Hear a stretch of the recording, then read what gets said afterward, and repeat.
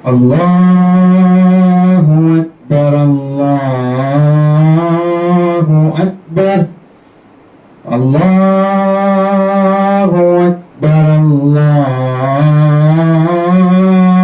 أكبر أشهد أن لا إله إلا الله أشهد أن لا إله إلا الله أشهد أن محمدا رسول الله أشهد أن محمدا رسول الله حي على الصلاة حي على الصلاة حي على الفلاح حي على الفلاح الله أكبر الله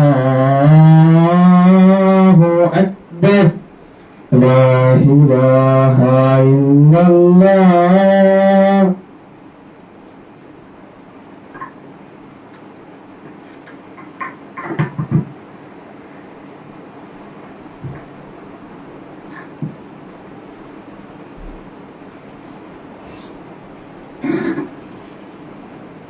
السلام عليكم ورحمة الله وبركاته.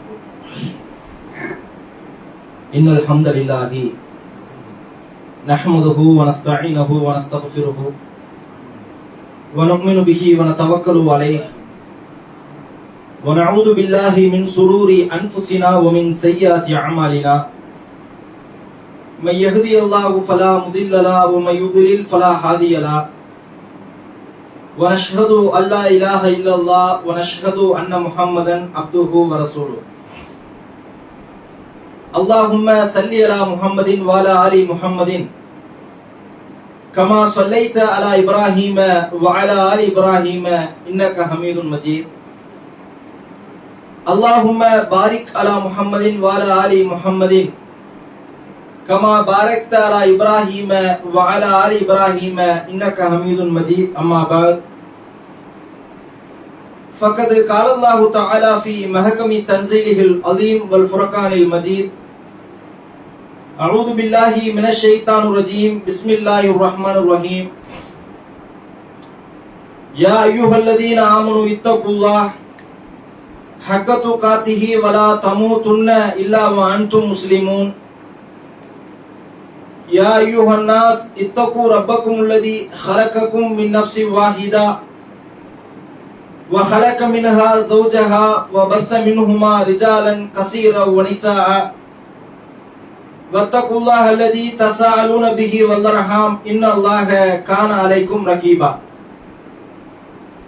وقال نبينا صلى الله عليه وسلم كل بدعة ضلالة وكل ضلالة في النار أو كما كان نبينا صلى الله عليه وسلم. அளவற்ற அருளாளனும் நிகரில்லாத பேரன்புடையவனும் ஆகிய எல்லாம் வல்ல ஏக இறைவன் அல்லாஹ் என்கிற அந்த திருப்பெயரை போற்றியவனாகவும் புகழ்ந்தவனாகவும் அவனுடைய சாந்தியும் சமாதானமும் இந்த உலகத்திற்கோர் அருட்கொடையாம் நம் உயிரை விட மேலானவர் கண்மணி நபிகள் நாயகம் ஸல்லல்லாஹு அலைஹி வஸல்லம் அவர்களின் மீதும்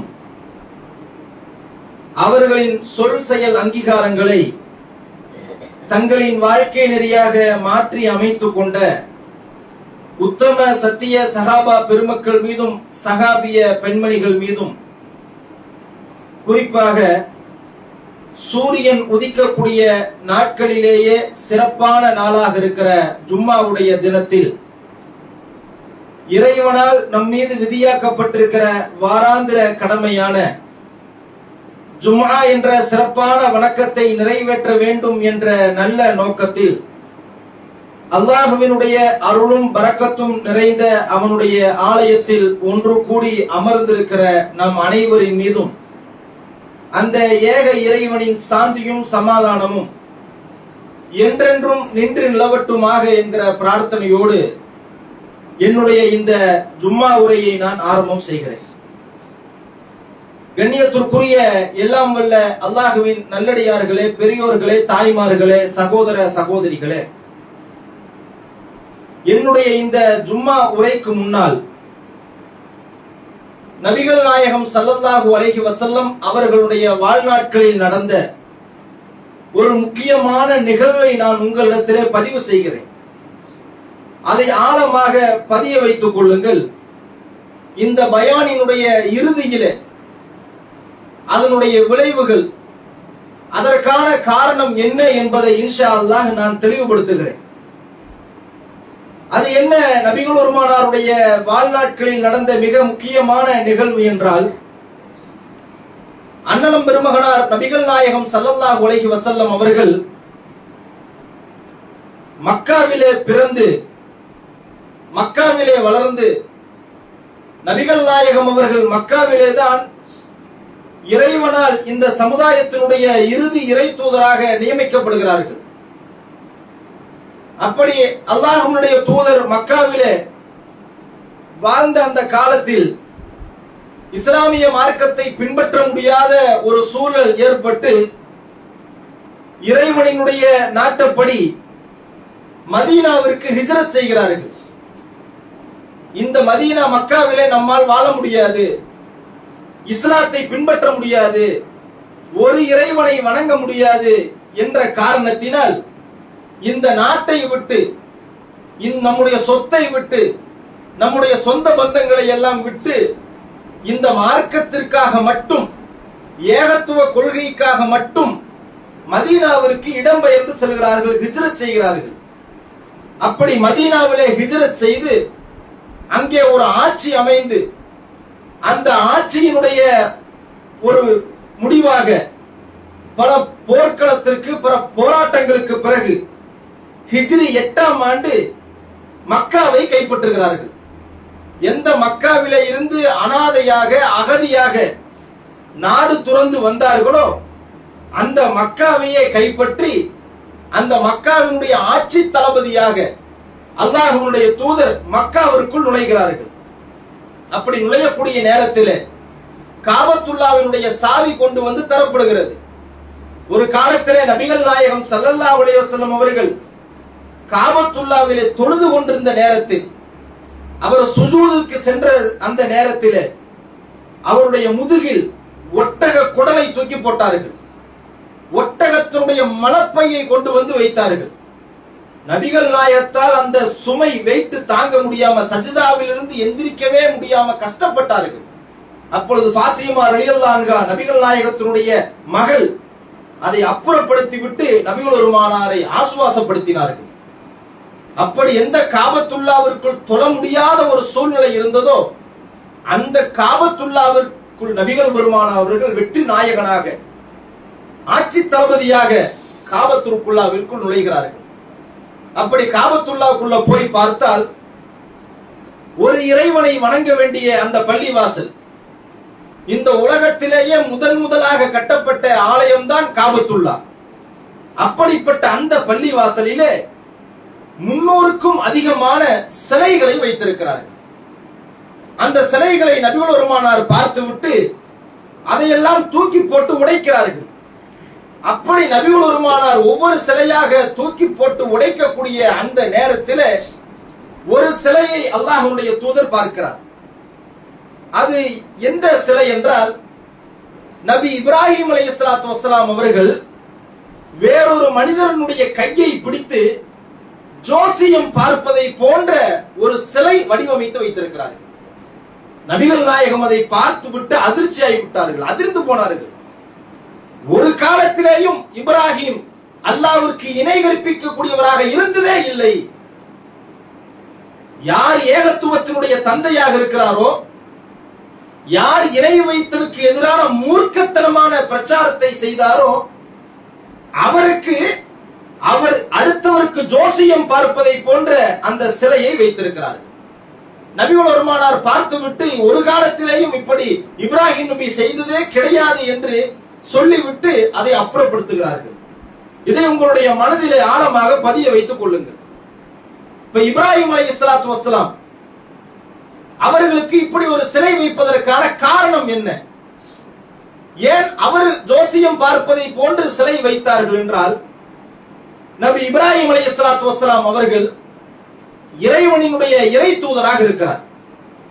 அவரை பற்றி அல்லாஹ் ரப்புல் ஆலமீன் தன்னுடைய திருமறை குர்ஆனிலே சொன்னதை போன்று வேற எந்த நபிக்கும் அல்லாஹ் அப்படியான ஒரு உத்தரவாதத்தையும் அப்படியான ஒரு சிறப்பையும் சொல்லவே இல்லை என்று சொல்லுகிற அளவிற்கு இறைவனினுடைய பெரும் அன்பை பெற்றவர் நபி இப்ராஹிம் அலைஹிஸ்ஸலாத்து வஸ்ஸலாம் அவர்கள்.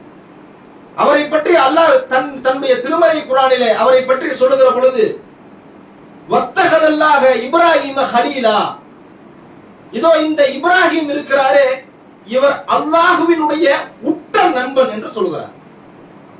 நண்பர் என்றால் ஒன்று, உற்ற நண்பர், என் ஃப்ரெண்டப்பா, இவன் க்ளோஸ் ஃப்ரெண்ட்னு சொல்லுவாங்களே, என்னுடைய சுக துக்கம், என்னுடைய நல்லது கெட்டது எல்லா விஷயத்தையும் யாரிடத்திலே நாம் பகிர்ந்து கொள்வோமோ அவர்களைத்தான் நாம க்ளோஸ் ஃப்ரெண்ட்னு சொல்லுவோம். ஆனால் அல்லாஹ் இப்ராஹிம் நபியை பற்றி சொல்லுகிற பொழுது இதோ இந்த இப்ராஹிம் என்னுடைய உற்ற நண்பன் என்று சொல்கிறான். எந்த நபிக்கும் அல்லாஹ் அப்படி சொன்னதே கிடையாது. அதே போன்று அடுத்ததாக இப்ராஹிமை பற்றி அல்லாஹ் பேசுகிற பொழுது இன்ன இப்ராஹிம கான உம்மத்தன் என்று அல்லாஹ் சொல்கிறான். இதோ இந்த இப்ராஹிம் நபி இருக்கிறாரே இவர் ஒரு தனி மனிதன் அல்ல, ஒரு சமுதாயம் என்று அல்லாஹ் சொல்கிறான்.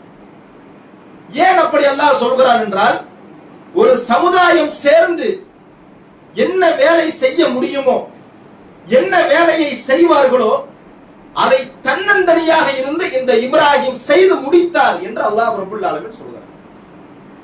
அப்படிப்பட்ட இந்த இப்ராஹிம் நபி இணை வைத்தலுக்கு எதிரான மூர்க்கத்தனமான பிரச்சாரத்தை தன்னுடைய கையில எடுத்தார்கள்.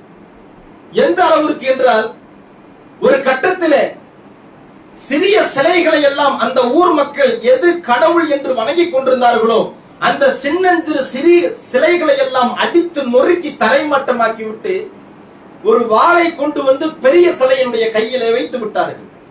அந்த ஊர் மக்கள் வந்து கேட்கிறார்கள், இது யாருடைய வேலை அப்படின்னு கேட்கிற பொழுது இப்ராஹிம் நபி சொன்னார், இதோ இந்த சிலைகளுக்கு மத்தியிலே சண்டை வந்து அதுல பெரிய சிலைதான் இந்த சின்ன சிலைகளை எல்லாம் உடைத்து தரைமட்டமாக்கியது என்று பதில் சொன்னார்கள். அப்படி இணை வைத்தலுக்கு எதிரான ஒரு பெரும் புரட்சியை ஏற்படுத்தியவர் தான் நபி இப்ராஹிம் அலைஹிஸ்ஸலாத்து வஸ்ஸலாம் அவர்கள். அவர்களை அல்லாஹ் ரப்புல் ஆலமீன் சொல்கிறான், தள்ளாத வயதிலே அவருக்கு அல்லாஹ் ரப்புல் ஆலமீன் 2 ஆண் குழந்தைகளை வழங்கினார். ஒருவர் இஸ்மாயில் அலைஹிஸ்ஸலாத்து வஸ்ஸலாம் அவர்கள், மற்றொருவர் இஸ்ஹாக் அலைஹிஸ்ஸலாத்து வஸ்ஸலாம் அவர்கள். இந்த 2 ஆண் குழந்தைகளை கொடுத்திருக்கிறான். அந்த ஆண் குழந்தைகள் பிறந்த உடனே நபி இப்ராஹிம் அல்லாஹ்விடத்திலே பிரார்த்தனை செய்தார். அதை அல்லாஹ் தன்னுடைய திருமறையிலே பதிவு செய்கிறார். என்ன பிரார்த்தனை செய்கிறார் என்றால், இறைவா என்னுடைய பிள்ளைகள் தொழக்கூடியவர்களாக ஆக்கு, என்னுடைய பிள்ளைகள் உன்னை வணங்கக்கூடியவர்களாக தொழுகையாளியாக அவர்கள் இருப்பதற்கு நீ அருள் புரிவாயாக என்று பிரார்த்தனை செய்கிறார். அடுத்ததாக சொல்கிறார்கள், உன்னுடைய மார்க்கத்தை மக்களுக்கு மத்தியிலே பிரச்சாரம் செய்யக்கூடிய ஒரு பிரச்சாரகர்களாக, இந்த மார்க்கத்தை எடுத்து சொல்லக்கூடியவர்களாக இவர்களை நீ ஆக்குவாயாக என்று பிரார்த்தனை செய்கிறார். அந்த குழந்தையை எப்படி வளர்க்கிறார் பாருங்கள். சின்னஞ்சிறு வயதிலேயே அல்லாஹ் ரப்புல் ஆலமீன் ஒரு கட்டளை போடுகிறான். அந்த கட்டளையை செய்வதற்கு இப்ராஹிம் நபி துணிகிறார். தன்னுடைய மகன் அதற்கு பணிகிறார். என்ன கட்டளை நாம் எல்லோரும் தெரிந்து வைத்திருப்போம். இப்ராஹிமே உன்னுடைய மகனை நீ அறுத்து பலியிட வேண்டும், இறைவனுக்காக நீ அறுத்து பலியிட வேண்டும் என்று சொல்லுகிற பொழுது ஒரு தந்தையாக அவர் முன் வருகிறார். சரி நான் அறுத்தறேன், இது அல்லாஹ்வுடைய கட்டளை. அதை இந்த மகன், நீ என்னை அறுத்துக்குங்க, என்னை பொறுமைசாலியாக நீங்கள் பார்ப்பீர்கள் அப்படின்னு சொல்லி ஒரு மகன் சொல்லுகிறார் என்றால் அந்த குழந்தையை அவர் எப்படி வளர்த்திருக்கிறார் பாருங்க. இன்றைக்கு அப்படித்தான் நம்முடைய குழந்தைகள் இருக்கிறார்களா?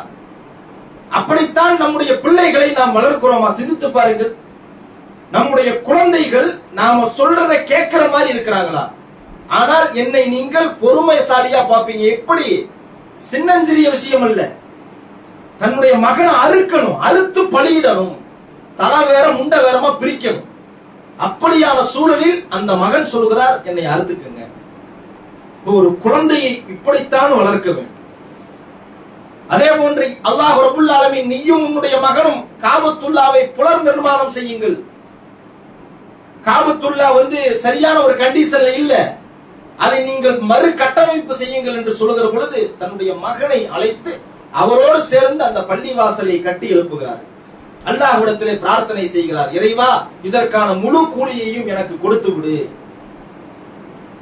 தன்னுடைய பிள்ளைகளை இந்த மார்க்கத்தினுடைய அடிப்படையில அவர் வளர்க்கிறார்.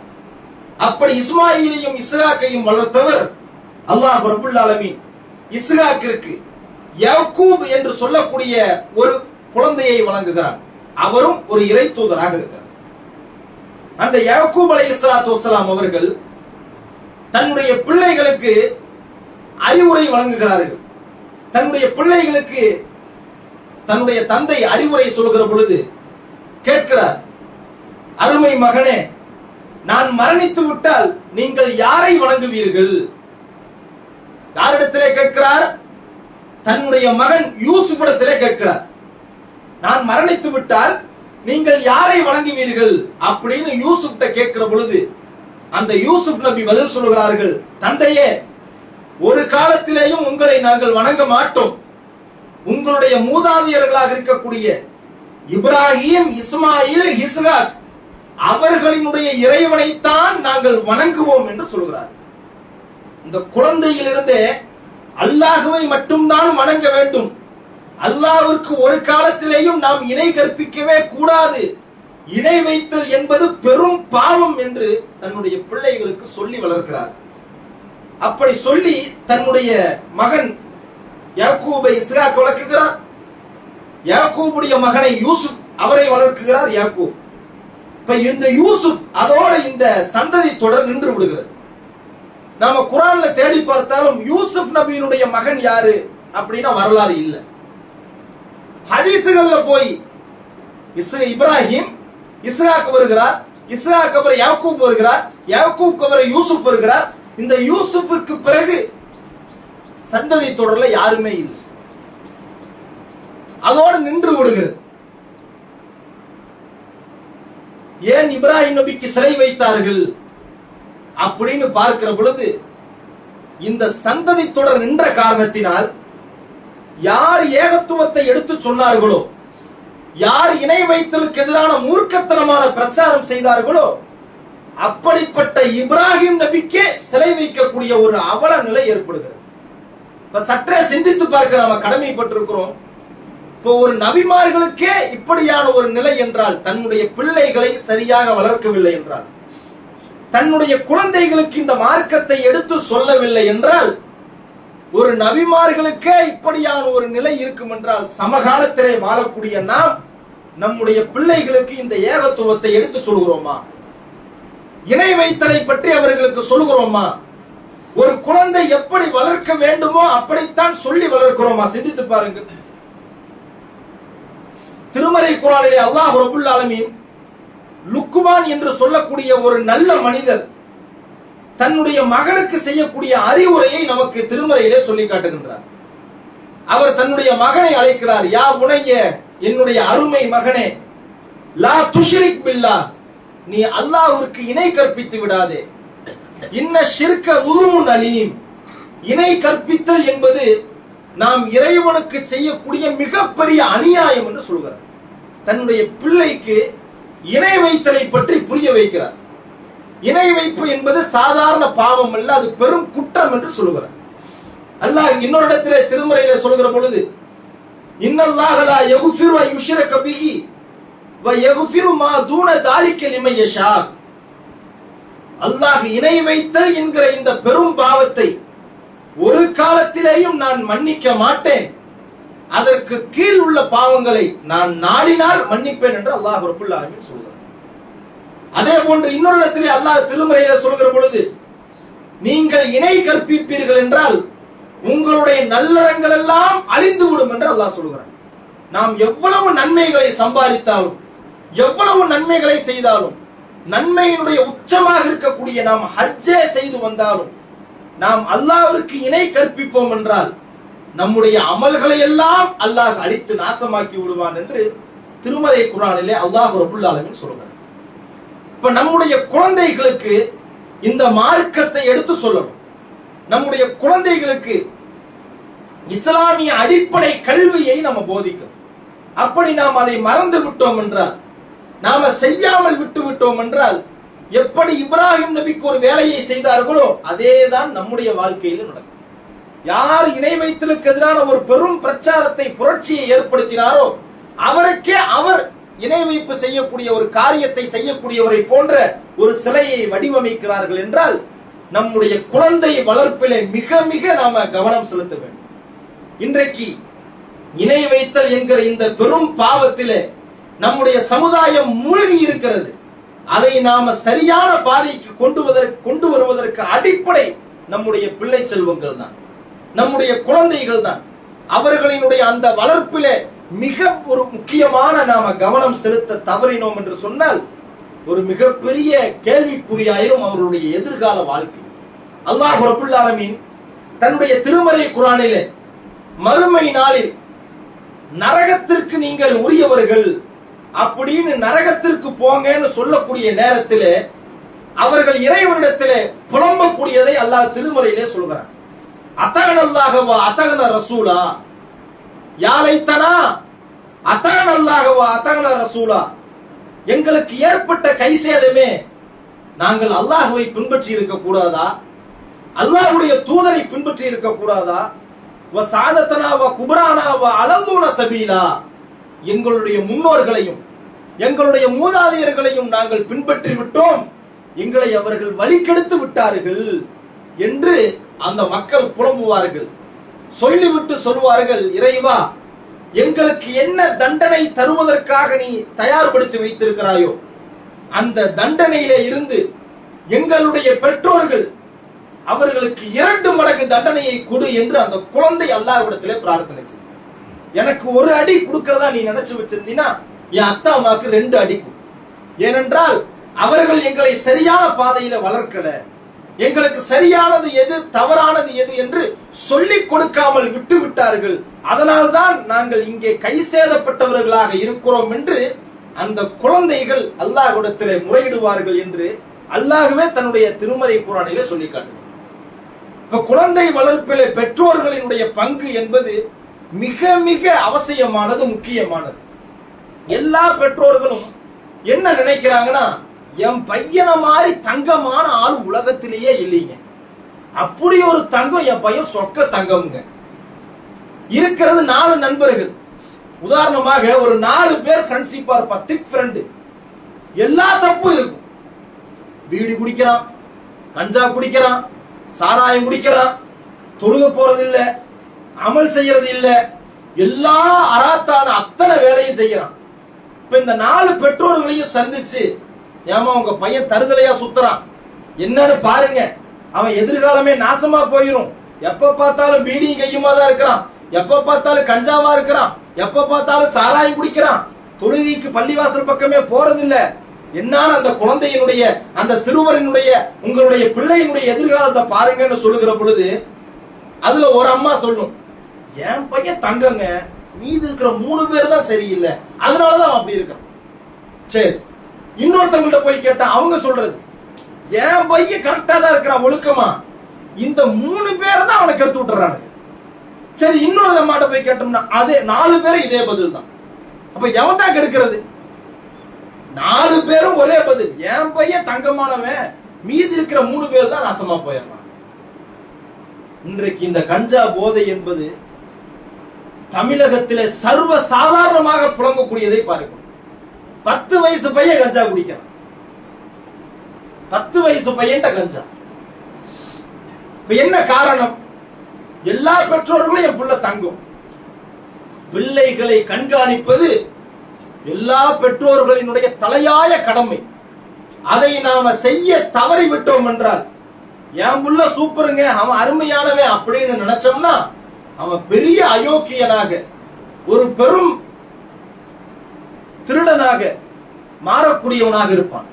அப்ப இந்த பிள்ளைகளினுடைய வளர்ப்பு என்பது நம்முடைய வாழ்க்கையிலே மிக மிக அவசியமான ஒன்று. அந்த பிள்ளைகளுக்கு நல்லது எது கெட்டது எது என்று எடுத்து சொல்லக்கூடிய கடமை பெற்றோர்களுக்கு இருக்கிறது. அதை நாம செய்ய தவறி விட்டோம் என்று சொன்னால், நபிமார்களினுடைய வாழ்க்கையே இந்த மார்க்கத்திற்காக இஸ்லாத்திற்காக அர்ப்பணித்தவர் அவரை போன்று ஏகத்துவத்தை எடுத்து சொல்வதற்கு ஆளே இல்லை என்று அல்லாஹ்வே சிலாகித்து சொல்கிறான். அப்படிப்பட்ட இப்ராஹிம் நபிக்கே சிலை வைக்கிறார்கள் என்றால் நாமெல்லாம் சாதாரண மனிதர்கள். அப்ப நம்முடைய பிள்ளைகளுக்கு நாம் சரியான முறையிலே அவர்களை இந்த மார்க்கத்தை, ஏகத்துவத்தை, கொள்கையை, நல்லது கெட்டது எது என்பதை சொல்லி கொடுக்காமல் விட்டுவிட்டோம் என்றால் நம்முடைய பிள்ளைகளினுடைய எதிர்காலம் ரொம்பவும் கேவலமானதாக, அவர்களுடைய வாழ்க்கையே முடிஞ்சு போகக்கூடிய அளவிற்கு இருக்கும். அப்ப நம்முடைய பிள்ளைகளுக்கு இந்த ஏகத்துவத்தை எடுத்து சொல்லணும். இப்ப மீலாது விழா ஊர்வலம் நடத்துகிறார்கள். அதுல எல்லா சின்ன குழந்தைகளும் போவதை பார்க்கணும். இப்ப அந்த குழந்தைகளுக்கு என்ன தெரியும்? ஏதோ சீர்னி கொடுக்கறாங்க, முட்டாய் கொடுக்கறாங்க அப்படின்னு அந்த குழந்தைங்க போகுது. ஆனால் செய்யக்கூடிய காரியம் அல்லாஹ்விற்கு இணை வைக்கக்கூடிய காரியம் என்பது அந்த குழந்தைகளுக்கு தெரிகிறது. அப்ப அதை சொல்லிக் கொடுக்க வேண்டியது ஒவ்வொரு பெற்றோர்களினுடைய கடமை என்பதை கவனத்திலே வைத்து அதை நாம செய்ய தவறிவிட்டோம் என்றால் நம்முடைய குழந்தைகளினுடைய எதிர்காலம் நாசமாகிவிடும். அவர்கள் மறுமை நாளிலே கை சேதப்படுவார்கள் என்பதை கவனத்திலே வைத்து நம்முடைய குழந்தைகளை நாம சரியான முறையிலே வளர்த்தோம் என்றால் நபி இப்ராஹிமிற்கு எப்படி அவர்கள் சிலை வைத்து அவர்களினுடைய வாழ்க்கையே கேள்விக்குறியாக்கினார்களோ அது போன்று இல்லாமல் நாம் நம்முடைய குழந்தைகளை சரியான முறையிலே வளர்த்து அவர்களை இம்மையிலும் மறுமையிலும் வெற்றி பெறக்கூடிய நல்ல மக்களாக வல்ல அல்லாஹ் நம் அனைவரையும் ஆக்கி அருள் புரிவானாக என்று பிரார்த்தனை செய்து என்னுடைய முதல் உரையை முடிக்கிறேன். அல்ஹம்துலில்லாஹி ரப்பில் ஆலமீன்.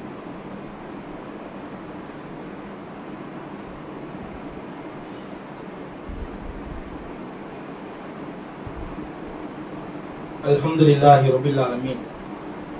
வல் ஆகிபத்து லில் முத்தகீன் வஸ்ஸலாத்து வஸ்ஸலாமு அலா சய்யிதினா முஹம்மதினில் வஅலா ஆலிஹி வ அஸ்ஹாபிஹி அஜ்மஈன். அம்மா பஅத்.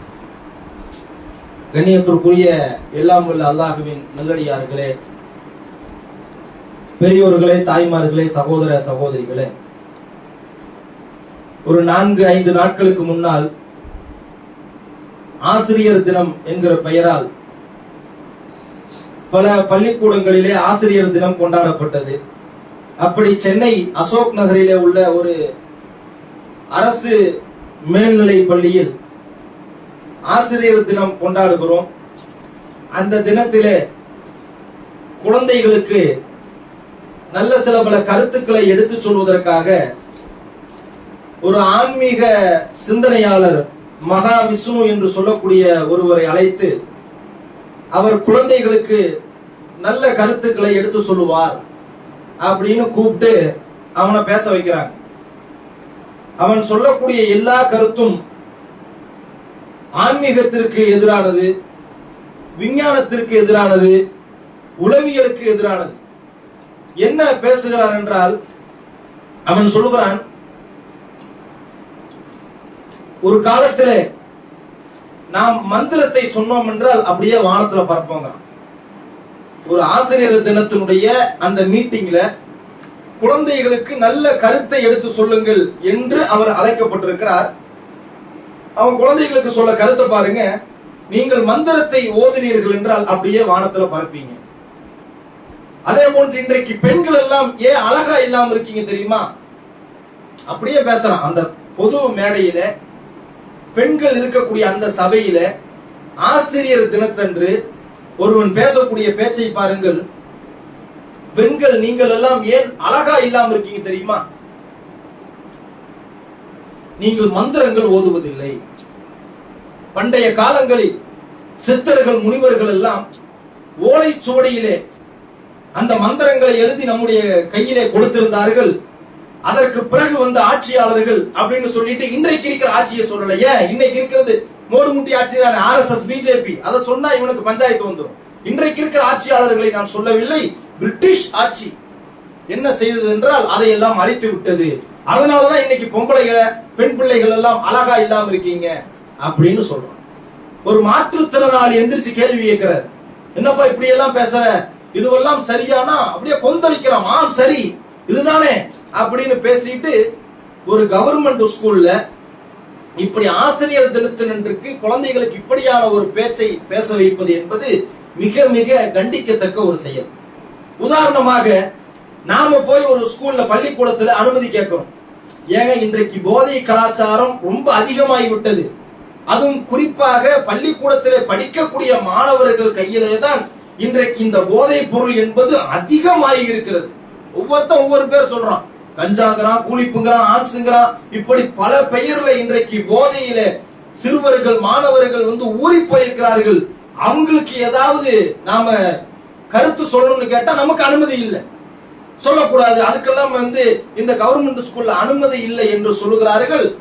அதே அரசு பள்ளிக்கூடத்திலே இப்படியான கேடு கெட்டவர்களை ஆன்மீக போதகர்கள் என்று சொல்லி இன்றைக்கு அவர்கள் அந்த கிளாஸ் எடுக்கிறாங்க. படு மட்டமானதாக, ரொம்ப மோசமானதாக இன்றைக்கு அதை கிளாஸ் எடுக்கிறார்கள். அது மிகப்பெரிய ஒரு கண்டிக்கத்தக்க செயலாக இருக்கிறது. அந்த மகா விஷ்ணு என்று சொல்லக்கூடிய அவரை கைது செய்து உரிய முறையிலே அவர்களுக்கு தண்டனை வழங்க வேண்டும். அப்படி செய்தால் மட்டும்தான் அடுத்து வரக்கூடியவன் இப்படியான ஒரு கேடுகட்ட வேலையை செய்ய மாட்டான் என்பதை கவனத்தில் வைத்து நம்முடைய பிள்ளைகளுக்கு இஸ்லாத்தினுடைய இந்த வாழ்வியல் நெறியை நாம வாழ்க்கையை சொல்லி கொடுத்துறோம். அதுல ஒரு பஞ்சாயத்தும் இல்லை. நம்முடைய குழந்தைகளுக்கு இப்படிதான் வண்டி ஓட்டணும் அப்படின்னு சொல்லி கொடுத்துறோம். இங்க சொத்து வாங்கி போட்டீங்கன்னா பிற்காலத்துல அந்த சொத்து உனக்கு பல மடங்கு பெருகி கொடுக்கும், அதை சொல்லி கொடுத்துறோம். இந்த மாதிரி ட்ரெஸ் எடு, இந்த கம்பெனி ட்ரெஸ் எடு, இந்த பேண்ட் போடு, அந்த ஷர்ட் போடு, இந்த பனியன் போடு. இந்த வாழ்க்கைக்கு தேவையான எல்லா காரியத்தையும் நம்முடைய பிள்ளைகளுக்கு நாம சொல்லி கொடுத்துறோம். அதுல நம்ம குறை வைக்கிறது இல்லை. ஆனா வாழ்வியலை நாம சொல்லி கொடுக்க மறந்துடுறோம். இப்ப வாழ்வியலிலே இந்த உலகத்திலேயே வாழ்வியல் ரீதியான சித்தாந்தத்திலே ஆகச் சிறந்தது இந்த இஸ்லாமிய மார்க்கத்தினுடைய திருக்குர்ஆன் தான். அந்த குர்ஆனை நம்முடைய குழந்தைகளுக்கு நாம சொல்லிக் கொடுப்போம் என்றால், அந்த குர்ஆனை நம்முடைய குழந்தைகளுக்கு நாம் கற்றுக் கொடுப்போம் என்றால், அந்த குழந்தை மிகச்சிறந்தவனாக இந்த உலகத்திலே வாழ்ந்து மறு உலகத்திலேயும் அவன் வெற்றி வருவான் என்பதை கவனத்திலே வைத்து நம்முடைய பிள்ளைகளுக்கு இந்த வாழ்வியல் நெறியை நாம கற்றுக் கொடுப்போம். வல்ல அல்லாஹ் நம் அனைவருக்கும் நல்லருளை தந்தருள்வானாக. வாகிரு தஅவானா அனில் ஹம்துலில்லாஹி ரப்பில் ஆலமீன். அஸ்ஸலாமு அலைக்கும் வரஹ்மத்துல்லாஹி வபரகாத்துஹு.